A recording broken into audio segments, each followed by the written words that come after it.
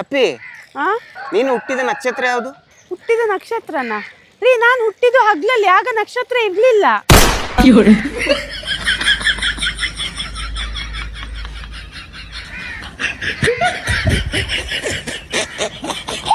ರೀ, ನಾನು ಒಳ್ಳೆ ಪೆಪ್ಸಿ ಬಾಟಲ್ ತರ ಸ್ಲಿಮ್ ಆಗಿದ್ದೀನಿ ಅಲ್ವಾ?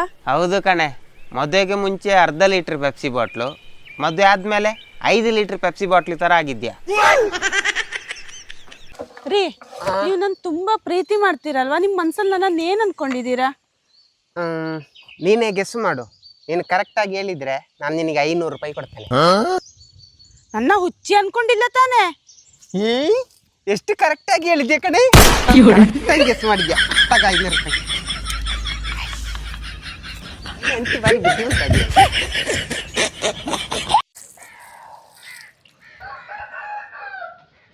ಅಪ್ಪಿ, ಇನ್ನು ಅಡಿಗೆ ಮಾಡಿಲ್ವಾ? ಇಲ್ಲ ರೀ. ಏನಪ್ಪಿ, ಇಲ್ಲಿ ಕೆಲಸ ಮಾಡಿ ಹಸಿವಾಗಿ ಸಾಯ್ತುಂಟು. ಸರಿ, ನಾನು ಹೋಟೆಲ್ಗೆ ಊಟ ಮಾಡ್ತೀನಿ. ಇರಿ, ಒಂದು 10 ನಿಮಿಷ. ಏನು 10 ನಿಮಿಷದಲ್ಲಿ ಅಡಿಗೆ ಮಾಡ್ತೀಯಾ? ಇಲ್ಲ ರೀ, 10 ನಿಮಿಷದಲ್ಲಿ ನಾನ್ ರೆಡಿಯಾಗಿ ಬರ್ತೇನೆ. ಇಬ್ರು ಜೊತೆಲಿ ಹೋಟೆಲ್ಗೆ ಹೋಗಿ ಊಟ ಮಾಡುವ.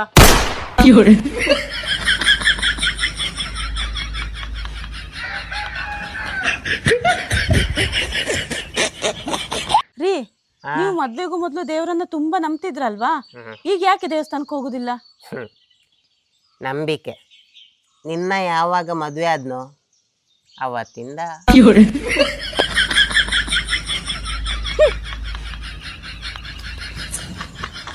ನಂಬಿಕೆಯನ್ನು ಹೋಗಲಾಡಿಸಿದೆಯ ಇಂಥ ಹೆಂಡತಿಯನ್ನು ಕೊಟ್ಟು.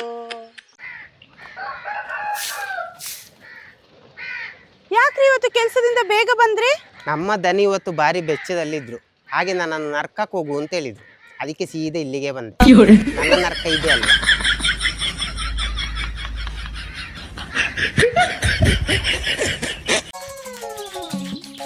ನೀವೆಂತ ಮಾಡುದು? ಅದು ಇವನಿಗೆ ಬರುವಾರ ಹುಡುಗಿ ನೋಡ್ಲಿಕ್ಕೆ ಹೋಗ್ಲಿಕ್ಕೆ ಉಂಟು. ಹಾಗೆ ಸ್ವಲ್ಪ ಇವನು ವೈಟ್ ಆಗ್ಲಿಂತ 1 ವಾರದಿಂದ ತೆಂಗಿನಕಾಯಿ ಚಿಪ್ಪಲ್ಲಿ ಉಜ್ಜಿತಾ ಇದ್ದಾನೆ. ಏನು ಚೇಂಜ್ ಆಗಿಲ್ಲ, ಹಾಗೇ ಇದ್ದಾನೆ. ರೀ, ಇಷ್ಟೊತ್ತು ಎಲ್ಲಿಗೆ ಹೋಗಿದ್ರಿ? ಕಟ್ಟಿಂಗ್ ಮಾಡ್ಲಿಕ್ಕೆ ಹೋಗಿದ್ದೆ ಕಣೆ. ಈಗ ನೋಡಿ, ಒಳ್ಳೆ 10 ವರ್ಷ ಹುಡುಗನ ತರ ಕಾಣ್ತಿಲ್ವಾ? ಪೂರ್ತಿ ಬೋಳ್ಸ್ಕೊಂಡ್ ಬರ್ಬೇಕಿತ್ತು. ಈಗ ಹುಟ್ಟಿದ ಮಗು ತರ ಕಾಣಿಸ್ತಿದ್ರಿ.